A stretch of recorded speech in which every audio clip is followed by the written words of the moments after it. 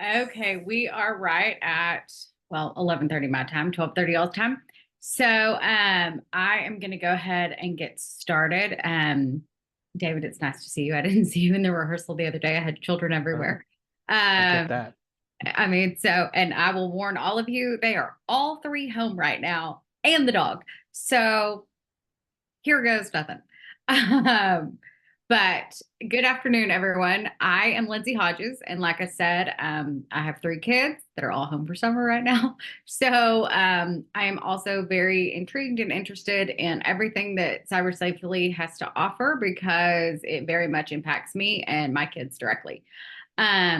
So we want to welcome you to the Lunch and Learn. It is a monthly meeting on Zoom that helps parents understand what your children are facing, what they're seeing online, what's happening that maybe we don't always understand or know about, and it can be very harmful to them. So these meetings are planned to be about 45 minutes each. And each month we're going to focus on a different topic and have a different speaker, and it's going to be followed by a Q&A with the parents. Before I introduce today's speaker, a little bit about Cyber Safely, who is our show's sponsor. It is an artificial intelligence scanning software developed to increase student safety on social media. When the AI identifies a potential issue on a child's social media account, it sends an alert to the parents or any other predetermined adult who can then determine if further action needs to be taken. As a special thank you to anyone that is attending this meeting, Cyber Safely is going to offer a free license to parents and their children to join. Instructions on how to redeem your free license are on the screen now. If you would like to receive this information via email at the end of today's meeting, please enter your name and email at the chat. Today's speaker is Mr. David Myers. He is a partner and attorney at the Buckingham Law Firm, where he specializes in cybersecurity, data privacy, and technology law issues to businesses of all sizes. Prior to Buckingham, David worked for SpliceNet, a technology consulting company. For 14 years, he consulted online of business applications, built servers, migrated businesses to the cloud, earned coveted certifications from LexisNexis and Microsoft, and even focused on keeping computer systems secure in an increasingly dangerous world. He attended the University of Cincinnati and Notre Dame Law School. So clearly, he has got quite the pedigree to be able to tell us and kind of inform us today. So David, without any further ado, I am going to hand it over to you. Hey, thanks a lot for the introduction. And, I want to welcome everybody, all the parents that are joining us today. Let's take the pedigree and let's throw it out the window for a minute. I've got two kids, two daughters, 15, well, one will be 15 next week. The other one just recently turned 12. And so, like all the parents on this call, this topic matters to me, not just on a professional level, but on a personal one. And so I worry about the impact that all the stuff that's out there on the internet has on my kids. The internet's a fantastic thing. It's one of the most amazing inventions we've ever gotten. But at the same time, it presents a lot of risk. And so, contrary, regardless of what I do professionally and how I approach things and what my role is and what I'm going to talk about, I just want everyone to know that this information matters to me every bit as much as it matters to the people on this call on a personal level. So having said that, let's just jump right into why am I even on this? Why was I asked to speak?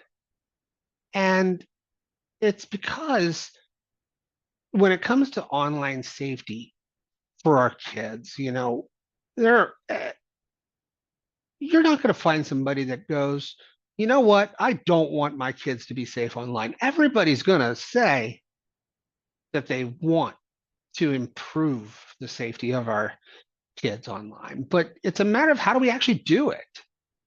And among the many different methods and tools that are out there. One of the ones that we wish we could rely on and that we hope that we can rely on are the laws and our legal system.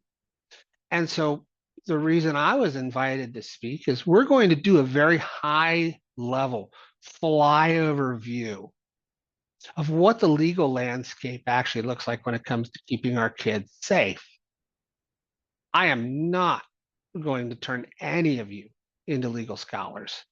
I only know a pinky's worth of all the stuff that's out there in this area, just like everyone else. But I think it's important that we get a sense as to what the law is trying to do to keep our kids safe. And so that's really what our goal here is. There's, sort of three things. We're going to go through the laws as they are, what they're trying to achieve. We're going to talk about what's out there trying to get passed and some of the challenges that some of the laws that we're trying to get pushed through are having. And we are going to talk at the end about some of the things that you can do regardless of what the law provides. Okay. So I think Lindsay did a great job of introducing me. I've been an attorney since 2004. I've worn two hats where I've been the lawyer and the technology person. And like I said, none of that matters because at the end of the day, I'm a parent. And so, like I mentioned earlier, we've got the internet. The internet's this great thing, right? It's got a world of information at our fingertips. Our kids can find anything. No longer do we have to drag ourselves down to the public library in terrible weather and when we just really don't feel like it. We can find 1,000 times as much information in a fraction of the time on the internet. We've connected ourselves globally. We've enabled new communication channels, new multimodality ways of educating our kids. And so the internet has been fantastic. There's so much that's great about it. But of course, we also know that along with all the benefits of what the internet provides to modern society, it also has a lot of risk that goes along with it. And so, what are some of the big things that we're seeing when it comes to children as far as risk goes? Well, we know, we're going to go ahead and we're going to draw a bright line in the sand right out of the gate. We're going to talk about that and obviously there's a whole lot more to it, but we're going to talk about the fact that you've got sort of two branches when it comes to the internet. You've got the internet as far as websites and whatnot, accessing a website and all of the media that might be available through it. And then we've got social media. And I like to talk about the two as a whole, but we want to make sure that we're understanding that there's some certain unique risks with regards to social media that are additional to the risks that are just posed by the internet in general. So everything on this slide is pulled from a recent advisory report from the US Surgeon General. It was all about social media and its impact on the mental health of kids. And the results were not good. There are and a lot of these you may or may not be dealing with your children right now, or it may be something that you're already concerned about, or it might be something you haven't even thought of, but you should be aware of. But these are all well documented issues that affect our children from social media use. So the biggest, one of the big issues is body dissatisfaction. When comes to social media, we see so many people posting so many pictures, and we've got filters, and we've got camera angles, and we've got all of these items, and so we are seeing. And I mean, body dissatisfaction has been a thing ever since I was a kid, and we had body dissatisfaction uh, based on the people that we saw on television or in magazines. And we always thought, oh, I should be more attractive. Look at that person, not understanding airbrushing. And now with filters, everybody's got a built in airbrush on their phone. And so body dissatisfaction is really increasing as today's youth are engaging in more and more social media. This is leading to an increase in eating disorders driven by social media. Put all these together, and obviously we have lower self-esteem. This is should not be surprising, but the rise of the use of social media has driven a significant increase in low self-esteem. The next one is near and dear to my heart, personally, because um, my children have engaged from time to time in some of these, self-harm uh, issues. And so, the fact that it's so easy for people to access material showing and uh, approving and sometimes even glorifying self-harm, hate speech. In some instances, kids are actually able to get access to videos and imagery depicting suicide. As we become anesthetized to these types of content, it changes how we view it, and it starts to make these things more acceptable. And so we're seeing an increase in this kind of behavior as kids are more exposed to it. It's becoming normalized. Um, Sleep patterns are being screwed up because of social media. According to the survey, of the youths that were surveyed on a typical weekday, so we're not talking Saturday or Friday night, we don't have school the next day, we're talking a typical weekday, a third of these children are staying up until at least midnight actively interacting with social media, browsing or actively interacting. Sorry, let me correct that. I mean, a third up till midnight. I mean, I know when I was a kid, if I was staying up till midnight, I better have a really good reason why, um, or I'm trying to get some schoolwork done. But playing on my phone, well, we didn't even have it when I was a kid, but the equivalent back then, that would be a no-go. But it's so easy to keep that from your parents knowing. So it's a big problem. Of course, this sleep issues are created by staying up and interacting with these devices. And of course, you get the whole blue light and all that stuff.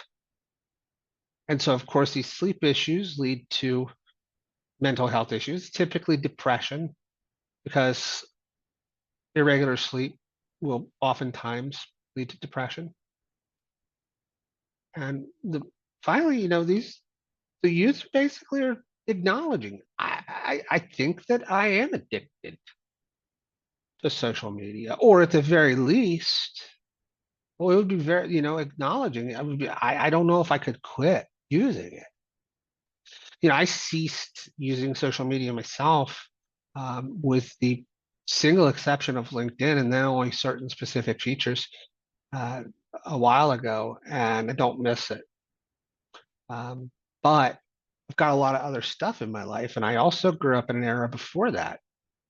For today's youth, that this is all they've ever known, if they get addicted to it, that's normal. Not only is it normal, but bear in mind that most social media platforms are driven by an unending desire to to get their users and keep their users addicted to it. The large social media companies employ a ton of employees, and they invest a lot of money into psychology to make sure that every decision they make is dedicated to fueling an endorphin rush in its users, which drives that addiction. So this is a big problem that we have. And so we need to look and say, what protections are out there? And so that's where we're going to talk about the laws. And before we dive into any specific laws, let's talk about what a child protection law is typically going to look like. What are its key features? So first of all, it's going to be focused on notice. So let's back up just one step. We've talked about the harms that come from internet and social media use, but what are these websites doing that we can actually change? So they collect data, they do things with data, they retain the data, they give access to various media of print, image, video, etc. And they can disclose and share this data. All right. And so we're basically talking about data usage, data sharing, and content distribution. Those are the things that we can legally put parameters in place. And so when we're talking about a child protection law, we're going to look at certain items that are going to be across almost any law you see. And it's going to be the first is notice. Notice in the legal sense means we as a website are going to tell you what we actually do. We actually tell you what kind of data we collect, what we do with it, who we share it with. And that is first and foremost before you even use the site. If you don't have appropriate notice, you can't decide whether or not to even use that site in the first place. Second is parental consent. So when we get to some of the specific laws, consent always follows notice when we're talking about privacy, we're talking about usage agreements. When you go to use a website, we're going to tell you what it does. You know, the website developer is going to, the website owner is going to tell you what it does. And then you'll consent as to whether or not to use the website once you know it. These are those privacy policies and other things that pop up that none of us actually read. And we just say accept and move on. But what's unique about child protection laws is they will require parental consent, parental review rights, whereas privacy policies and certain privacy laws will give the individual whose data is being collected the right to review it. Child protection laws will give parents the right to review the information that a website has about their kids. Data use restrictions, these are going to be pretty common, whether it's a site geared towards adults, you know, general usage. We're going to talk about adult geared sites briefly when we get to a discussion about Texas, but we're talking general usage sites, sites that apply and are available and targeted towards everybody. There are data use restrictions. What are you allowed to do with the data that you collect? And what aren't you allowed to do? But oftentimes there will be additional restrictions on child protection laws because these are kids' information. So we are a lot more stringent in the laws about what you can and can't do with that information. Same with data sharing restrictions. We have those in general use sites, but they are more stringent in a child protection site. Confidentiality and data security obligations, same story. Data retention limits, same thing. So all sites should be thinking about all of these things, but child protection rights in particular will give the parents the right to consent, the parents the right to review, and the parents the right to make requests to delete data, edit data, restrict the use of data versus the kids themselves. So now we move into what I'm going to call our alphabet soup of the law. As lawyers, we love to take long phrases and turn them into acronyms. And so we do it all the time. And we all refer to these things. And uh, when I say a CCPA to another privacy person, they know exactly what CCPA means. But, as parents, you may or may not know what these terms mean, what these acronyms mean when you hear them. So I want to go over what some of the key child protection laws are out there. Now, I want to point out, and I touched on this on my last slide, some of the laws that I'm going to talk about and mention here are applicable to everybody, regardless of age. Some are child youth specific, and I'll let you know which one each one is here. So when we talk about alphabet soup, we've got GDPR. Maybe you've heard of this, maybe you haven't. GDPR stands for General Data Protection Regulation. Basically, this is the European Union's privacy policy. I only really even mention this because it does have specific provisions for protecting children. And I don't think many of us are going to have a ton of interaction with the EU, but they started driving the general privacy rules across the globe. And so you're probably going to hear the term GDPR. Understand that this is a general privacy policy that's applicable to people who reside in the European Union. CCPA. CCPA stands for the California Consumer Privacy Act. This is the law that drove the general privacy rights movement in the electronic era in the United States. So GDPR 2018 in the EU, CCPA in California 2018 for people who reside, for consumers who reside in California. And this is, again, another general privacy rights law. So it gives rights to all California consumers to restrict the data that can be collected, what can be done with it, who it can be shared with, giving rights to California consumers to delete, etc. But it's a general set of rights. There are some additional protections to minors, but primarily generic. CPRA, you won't hear this one as much. If you ever do hear about CPRA, it's just CCPA version 2. Okay, most people will still just call it CCPA. It just added some extra rights. Now we're getting into some of the more minor child-specific laws. The big one that most of us would be impacted by, the most important one as it stands today, is COPPA. So COPPA is a federal law. It's the Children's Online Privacy Protection Act. I'm going to go into some additional details on my next slide as to what COPPA is, but this is kind of the core federal law that provides online child protections. We also have FERPA.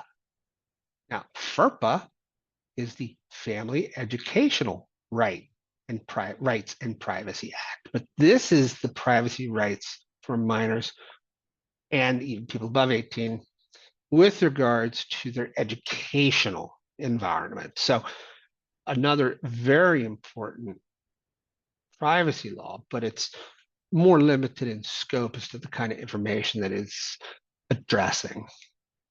Now we get into some of the ones that a lot of people have never heard of. So most people have heard of COPPA and FERPA. I shouldn't say most. There are plenty of people who have heard of COPPA and FERPA. Most people have never heard of SOPIPA or CALAPA. And don't worry about it. You're in the majority by having never heard of these before. They are examples of California laws, and I'm just starting with California. We're going to look a little broader in just a moment. SOPIPA is the California Student Online Personal Information Protection Act. Think of it as the California version of FERPA. And then we have CalOPPA, which is the California Online Privacy Protection Act. And that really is incredibly important as it used to be, but it's still on the books and it still has some applicability. The reason why I mention these two in conjunction with CCPA and CPRA is that we've got federal level protection laws, but then we've got state level protection laws, and they can be either of a general privacy or a protection of youth and minors. Okay. COPPA, like I said, is the one that's going to be the most applicable from a federal perspective. COPPA applies for 13 years and under. It gives parents the right to control what information a website collects from their children. The notice as to what's being done has to be given to parents through verifiable consent. So the notice has to be given to parents, and the website needs to get verifiable consent from the parents before it can collect data from children. Any website that knows it collects data from kids under 13 or targets those kids must have a clear and comprehensive privacy policy. We're going to talk about what that looks like and how that's been inadequate in just a moment. Access rights. This is, like I said before, parents have the right to review the data that a website has about their kids. The parents have the right to revoke that consent, and the parents have the right to request that that data be deleted. Data security.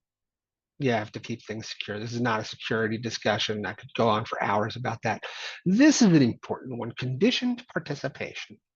So under COPPA, a website's not allowed to look at a kid and say, well, we have this really cool online game and you can play the cool online game, but you got to give us this information about yourself first, unless that information is necessary to play the game.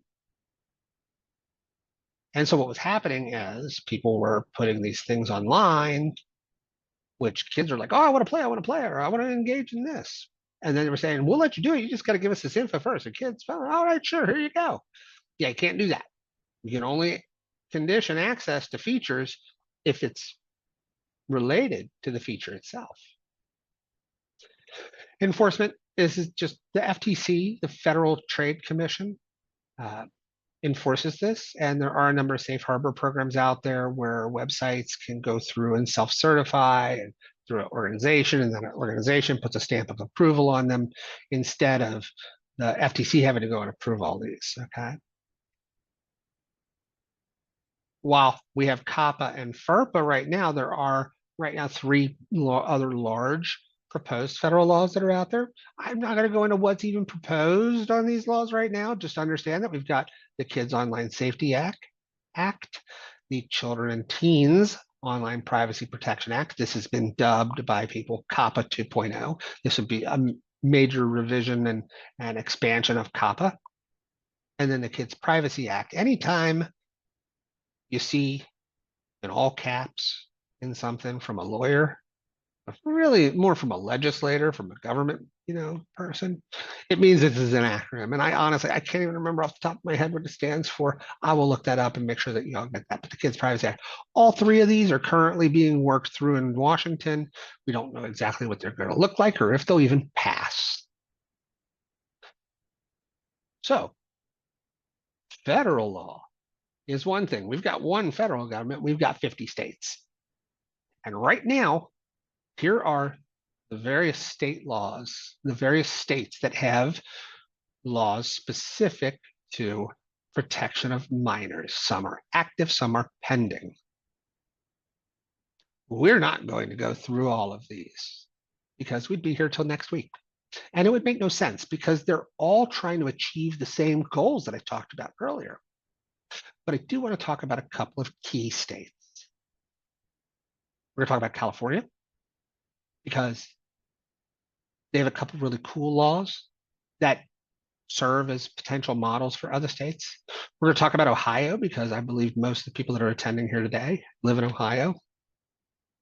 We're also going to talk about Texas because they have two really interesting situations down there that are illustrative of a broader set of issues that people are facing, and they just happen to have both of them. Let's start with California. Let's talk about the California eraser law. It's called the eraser law because the law is attempting to do exactly what an eraser does, and that is remove things that have been written down. So this is a specific privacy law in California. The official name is the Privacy Rights for California Minors in the Digital World Act. You're never going to say that. That's why people just call it the California Eraser Law.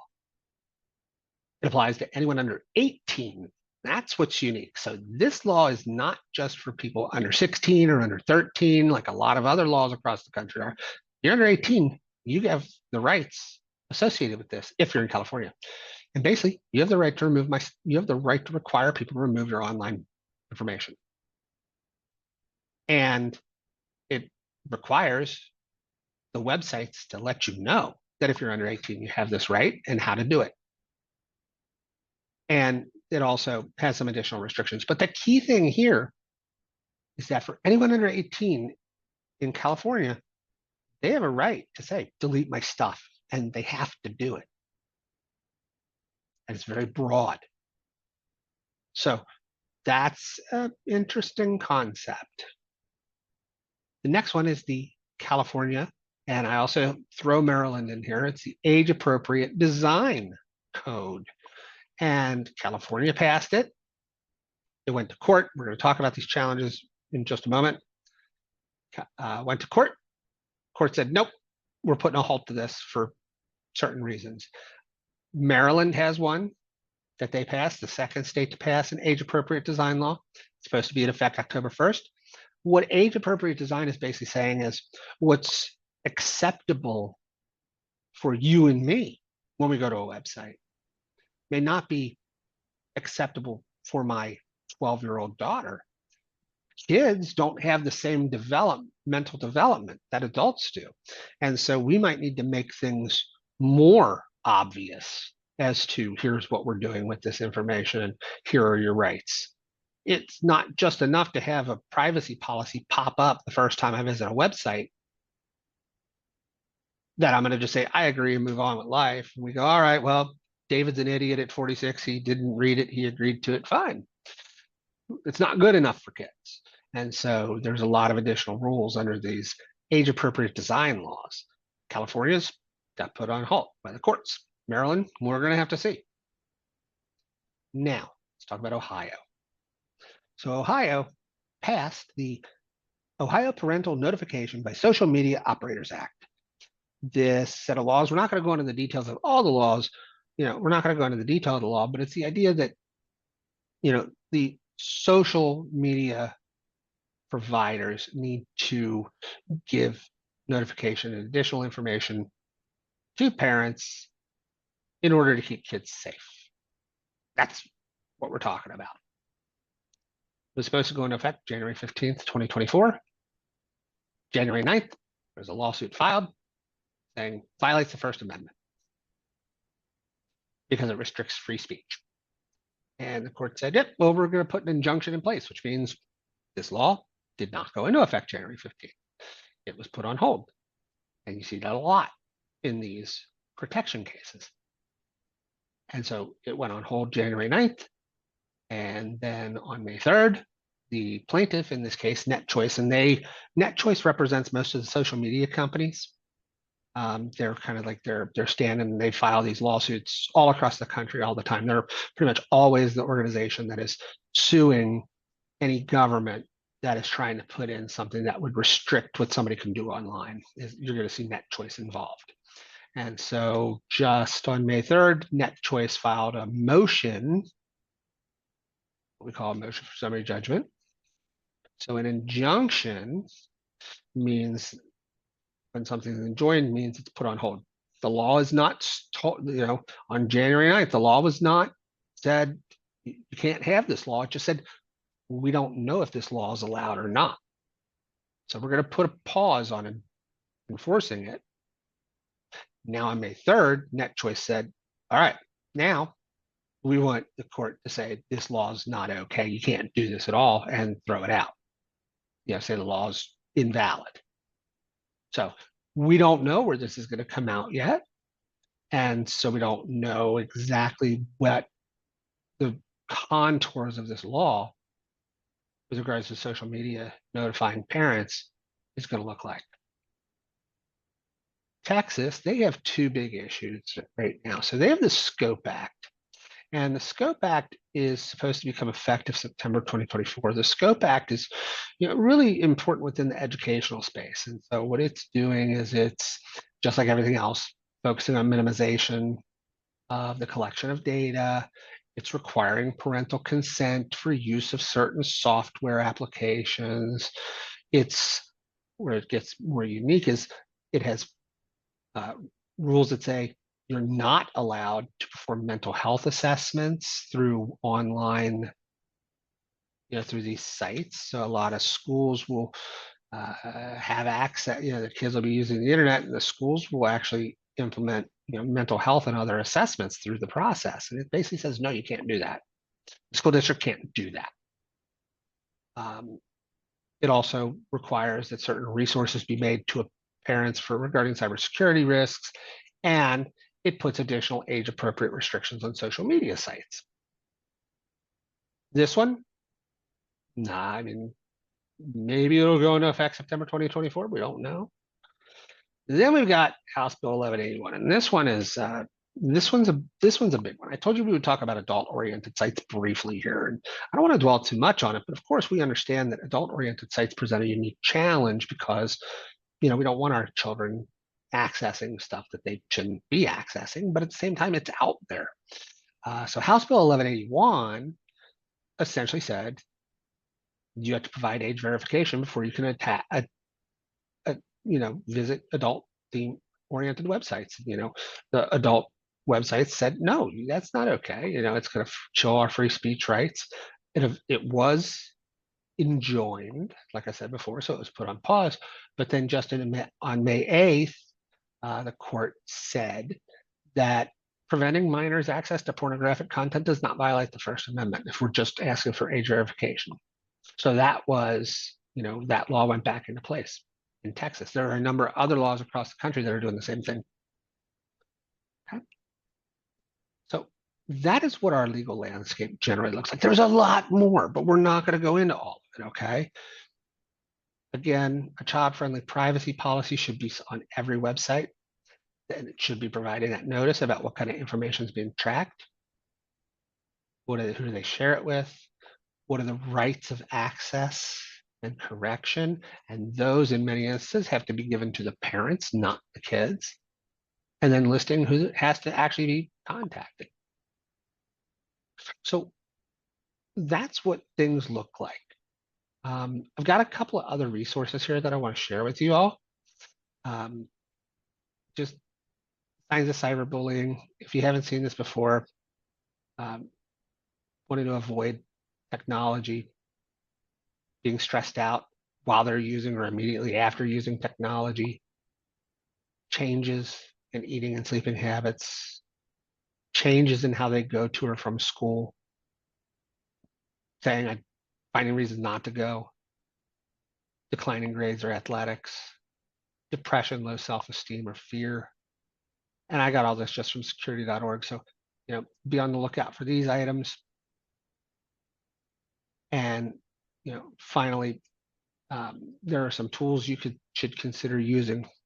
Before I jump into some of the technology tools, I want to go ahead and I want to pull up two things here that these are both from the Department of Homeland Security. I'm going to make sure that the folks from Cyber Safely send it to everybody that's in attendance. This is the Know to Protect program through the Department of Homeland Security, and they offer this template. It's a family online safety agreement. Essentially, it's a contract that you can enter into with your kids. It lays out the fields, what you would agree to, and the idea is that you and your kids will agree on a reasonable way to keep them safe online. The other item I'm going to make sure you have is the top 10 tips to protect. And these are just some great items. I didn't put this together. Like I said, this is just from the Department of Homeland Security. I just went ahead and downloaded it. I'm going to make sure that you get it distributed to you, okay? Fine. There we go. Finally, the technology tools. Here are the things you should consider using. Password managers, multi-factor access. Password managers encourage strong passwords. Multi-factor authentication means that that's when you go and you try to log into something, you get a text message on your phone. You gotta make sure that you're using those. I use LastPass. There are other ones out there. Antivirus, but you want to implement antivirus that has parental controls built in. I use Bitdefender for this, but there are others out there. Software updates. This is important because these updates that we get to our computer and to our programs and to our phones and to our installed apps, in many instances, they are plugging security holes that have been found. And if you leave things on, if you don't update them, then you leave those holes open and bad threat actors can take advantage of that. Location tracking. This is one that I'm actually currently looking into as my kids, become more and more free range kids. Life 360 is the one that I'm investigating right now. I think there are others, but Life 360 I've heard and read good things about. I know they had some privacy issues a couple years ago, so I'm balancing all that out. Content restriction. This is basically saying kids can access this kind of content, but not that. So different maturity levels. So when you see those, something rated G, PG, PG-13R, you can say my kids can access things of this level, but not others. And finally, I've worked with the folks from Cyber Safely for a while, and I think that it's important that if you're not using something like what they offer, you have to have something, or you should strongly recommend having something that allows you to become aware if bad things are happening online with your kids. There's different approaches to this.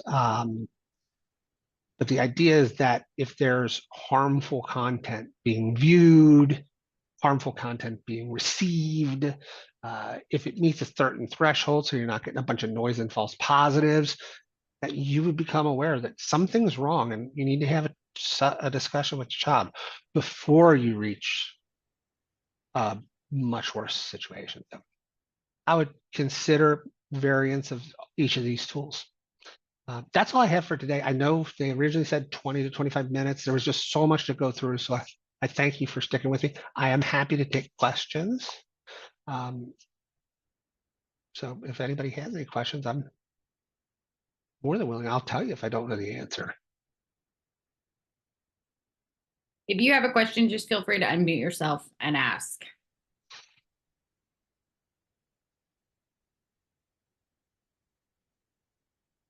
See, the lawyer put everybody to sleep. No. Anyone? I just want to make sure I don't miss anybody. Right.